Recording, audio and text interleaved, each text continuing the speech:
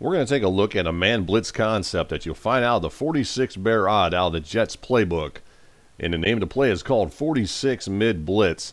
Now, this particular blitz is a cover zero blitz, meaning this, that we wind up having cover zero coverage, meaning there's no deep defenders either playing the deep halves or the deep middle of the field.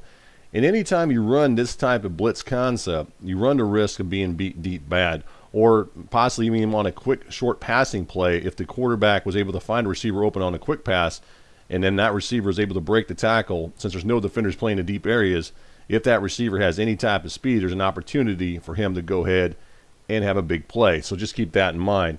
For instance, let's give you guys an example of what I'm talking about. Let's look at the split in out here over on the left side. Say that we have him on the offensive side, that is the right, he's sent on a streak. So say he's sent on a streak, and this corner right here jams him at the line of scrimmage, and for some reason this receiver is able to break that jam pretty quick, and then he winds up going deep down the field. And then by the time this defender reacts, this is going to be the right cornerback. By the time he reacts, you can see that based on the illustration that we're showing here, that receiver has a few steps on him. So say that the quarterback drops back into the pocket. So he drops back into this area here. He locates him with his vision, and he winds up seeing him open deep down the field, and he winds up throwing a deep ball down in this area here. He winds up completing it. There's an opportunity for that receiver, once he makes the catch, to go in and score a touchdown. Or another example would be this. Say that that same receiver to split in runs a quick slant route into this area here, and this defender goes ahead and jams him, but then by the time he recovers, he's again behind, a few yards behind him, and once that quarterback drops back, he winds up seeing him in there and locates him again with his vision. So he sees him in this area here, and he winds up throwing a hard bullet pass into this area here because there's no deep defenders. So we don't have any deep defender here. We don't have anyone here. We don't have anybody here. So if there's nobody deep down the field, if that receiver makes that catch, and once he does catch it and he heads up and goes up towards the field, look, he can go all the way in for a score, especially if that defender that's behind him doesn't have the speed to catch up with him. So anytime you run a cover zero type blitz scheme in Madden 12, especially in this year's game, there's a very good opportunity for your opponent on the offensive side of the ball to go ahead and beat you. So just keep that in mind. I just wanted to point that out because when I'm going to go through this breakdown, I don't want anybody leaving anything out where you're thinking that, hey, Cobra, I ran this blitz and I'm getting beat deep a lot. Well, I'm telling you guys, that's why. So just keep that in mind, that anytime you run a cover zero blitz, there's a high risk, high reward type option to it, I guess is what I'm trying to say. There's a high risk, high reward. And basically the reward would be obviously if you were to get the sack on the quarterback, or maybe you got an interception where you forced a quarterback to throw a quick pass or something like that, and he didn't throw it, or he threw a pass that he didn't want to throw and he threw it into coverage because he was getting rushed or felt like he was getting heat on him. Well, there is that opportunity for you on the defensive side of the ball to get. That would be the reward. But on the other hand, the risk would be, is what I pointed out earlier, if that receiver breaks the jam, then there's going to be some problems, especially because you don't have anybody playing deep coverage if that cornerback isn't able to keep up with that receiver. So the other thing I want to point out, if you're playing this and you got really good cornerbacks, say you did a draft, a franchise draft or something like that, a fantasy draft, and you got yourself some really good corners on the outside, you may get away with this a little bit more than, say, you ran a team, you had a team that had some slow outside corners. Then you probably wouldn't want to run this at all. On the other hand, if you got some really good corners on your team, they're really fast, then you might get away with this a little bit. But even then, from what I've seen in here, receivers tend to break the jams more often than they did last year and years past that I've seen. And because of that, if I was on offense and I ran the same play 4 times and you called the exact same defensive 4 times in a row, not that you would, but just say that you did, then there's an opportunity for me personally on the offensive side of the ball have a big play, and I know that. So just keep that in mind as you're running this. There's always going to be that chance of being beat deep and giving up an easy 6 points. All right, now with that said, let's go ahead and take a look at this breakdown as far as the way this defense is set up. What we wind up having here is this. We wind up having 6 defenders rushing the quarterback. So you have these guys here, this one, all 3 of these offensive or defensive linemen, and you also have a linebacker. So you have these 6 guys coming at the quarterback. And then you wind up having 4 or 5 guys, in man coverage. So you have this guy right here, this one. Let me re-highlight that again.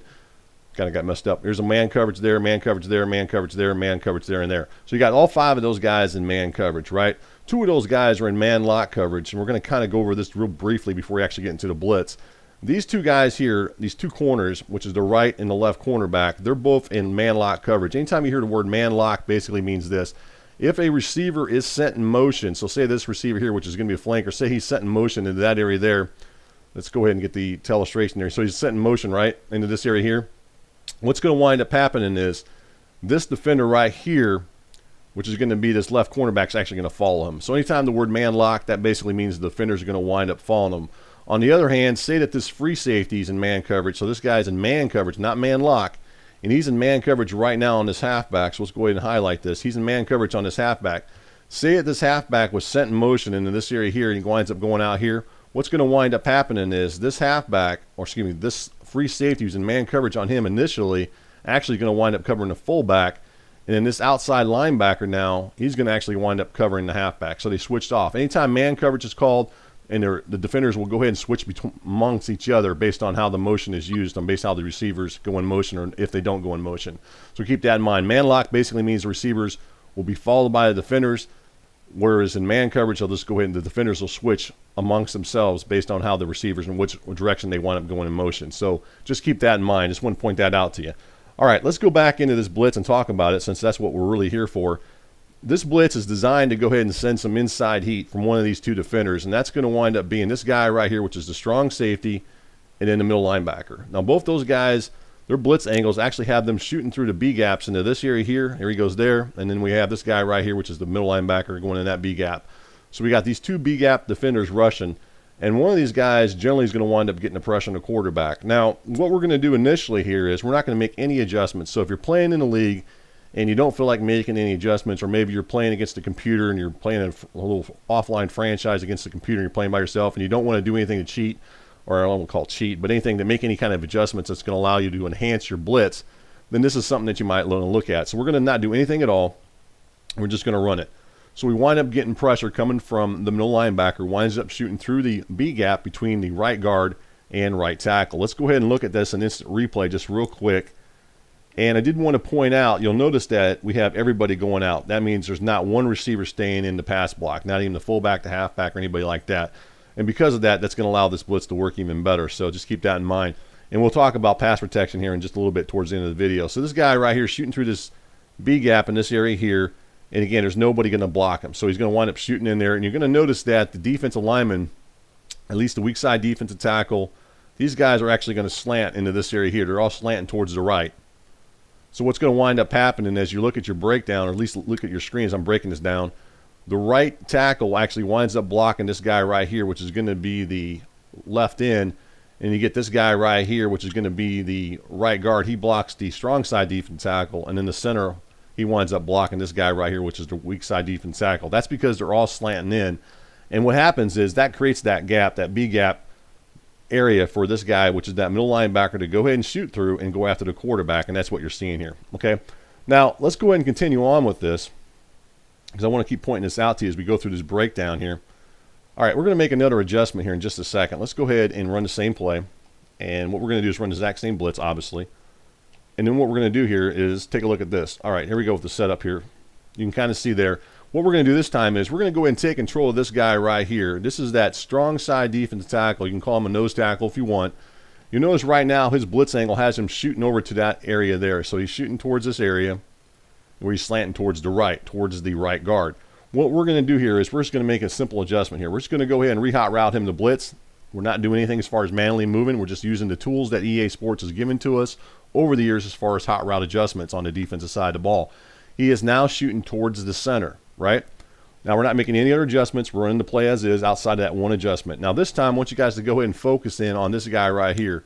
This is the strong safety. Look at him shoot through the B gap, and he'll be the one that applies pressure on the quarterback.